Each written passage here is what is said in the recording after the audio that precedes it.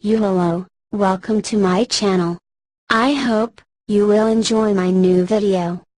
Several of years ago, little was known about the StingRay, a powerful surveillance device that imitates the function of a cell tower and captures the signals of nearby phones, allowing law enforcement to sweep through hundreds of messages, conversations and call logs. The secrecy around the technology, which can ensnare the personal data of criminals and bystanders alike, spurred lawsuits and demands for public records, to uncover who was using it and the extent of its capabilities. In California, a 2015 law requires law enforcement agencies to seek permission at public meetings to buy the devices, and post rules for their use online. But a Los Angeles Times review of records from 20 of the state's largest police and sheriff's departments. Also they have found some agencies have been slow to follow, or have ignored the law. Several that partner with federal agencies to work on cases are not subject to the law's reporting requirements. The result is that little information on StingRay use is available to the public, making it hard to determine how wide a net the surveillance tools cast, and what kind of data they gather. Who has StingRays? Out of 21 law enforcement agencies surveyed, 12 were found to own or have access to a StingRay or similar device. 9 of those agencies had developed and released online public policies. The Times reviewed more than 400 documents it received from public information requests, including grant proposals, purchase orders and memos on the use of StingRays and similar devices, generically called StingRays or dirtboxes. The devices, which cost between $242,000 and $500,000, are primarily marketed for preventing and responding to terrorist threats. But the documents suggest they are used most frequently in felony criminal cases, such as burglaries, murders and kidnappings. Out of 21 law enforcement entities the Times surveyed, 12 either owned StingRays or used or had access to them through partner agencies. 9 own the surveillance devices, and each of them posted public policies online as required by law. 3 of the 9 went a step further to conduct annual reporting audits that showed when and in what cases the devices were used. But some StingRay policies posted by the law enforcement agencies revealed little about the devices besides noting they were in use. Other agencies took months to post their StingRay guidelines online. The Los Angeles Police Department, which owns a StingRay, updated its public safety policies to include its StingRay guidelines only after questions from the Times. Data on StingRay purchases and use have long been difficult to come by, a problem the 2015 law requiring more public accountability was meant to correct, and has yet to fix. California police would have to disclose the use of more surveillance devices under this proposed law. The Times found that the 9 agencies that own StingRays bought them between 2006 and 2013, mostly with federal grant money or under programs or agreements that prohibited any public disclosure, following a national trend.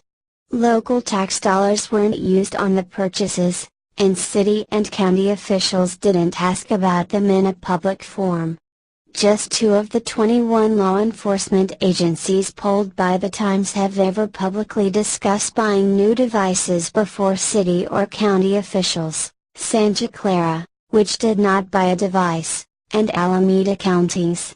And only one agency, the Oakland Police Department, has gathered input from the public to develop guidelines for StingRay use, which isn't required under the 2015 law. Any tool can be used for good or bad, said Brian Hofer, chairman of Oakland's Privacy Advisory Commission, which helped establish the surveillance policies. This is the most controversial piece of equipment that we know about, and they should not be used in the dark. The StingRay 2 gives off the strongest wireless signal in an area, tricking nearby phones, tablets and laptops to connect. Associated Press: a device cloaked in secrecy. StingRays tend to be the size of small briefcases and mimic the function of cell towers. They give off the strongest wireless signal in an area, tricking nearby phones, tablets and laptops to connect. Investigators can target the location data of specific phones, allowing them to track suspects and their associates. They can also sweep up communications over a wide area. How much and what types of data they collect, location information, audio or images, depends on how the devices are designed and how law enforcement agencies use them. The technology has been used for about 20 years by federal, state and local law enforcement, often secretly, under manufacturer agreements that typically prohibit agencies from disclosing the purchases. The public did not learn about the existence of the equipment until 2011, after an inmate in federal prison, Daniel Rigmaiden, spent 3 years scouring government records and meeting transcripts on a hunch that investigators used some kind of secret device to catch him. Rigmaiden, a native of Seaside, California, who hadn't had a stable living situation, was arrested in Phoenix for filing fake tax returns. Police were able to find him through tracking an old Verizon wireless card he seldom used to connect online.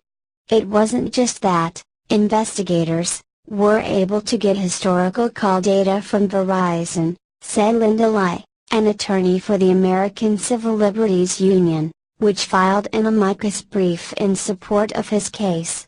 They were able to pinpoint him to a particular apartment in a particular apartment building, which was far more precise.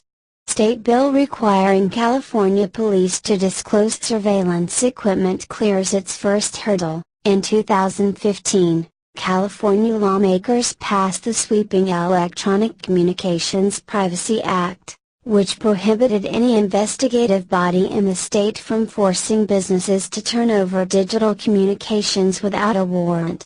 That same year, State Senator Jerry Hill, D. San Mateo, introduced legislation to compel local law enforcement agencies to disclose more information about the use of StingRays in California. Our country has a rich history of democracy and civilian oversight, Hill told a Senate Judiciary Committee that May. The stealthy use of these devices undercuts the very nature of our government. The law, which took effect in January 2016, requires cities and counties that operate a StingRay to create guidelines for how and when officers use the equipment. Any agency that wants to buy a device must first receive approval at a public hearing. Opening access to information. The state law helped open up some public access to information about how and where the devices are used. Privacy advocates and lawyers have kept up the public pressure in some cities and counties, particularly in the Bay Area, calling on officials to put ordinances and guidelines in place to bar police from collecting data from those not under investigation. Under most of those policies, officers can use the technology only when it is critical to a case and is approved by higher-ranking officers, or in emergency situations such as natural disasters. Investigators are also required to obtain search warrants. Any data not considered official evidence can't be sought, recorded or stored. Officers must delete or destroy all information gathered by the equipment related to an investigation at the end of the period in which they're authorized to use the technology. 3 agencies keep track of when officers use a StingRay: the Los Angeles County Sheriff's Department, the San Jose Police Department and the Alameda County District Attorney's Office. But their data offer few details about the cases. To be continued. Thanks for watching. Please, like, share, and subscribe. More videos coming soon.